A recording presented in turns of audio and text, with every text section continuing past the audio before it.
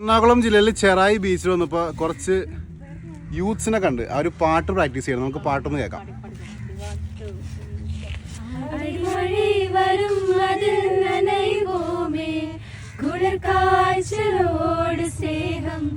ഒരു പൂർവൈക്കുള്ളിത് തൂക്കം കുലു കുലു പൊയ്കൾ ചൊല്ലി என்னை வெல்வாய் அது தெரிந்து கூட அன்பே மனமதையே நான் எதிர்பார்க்கும்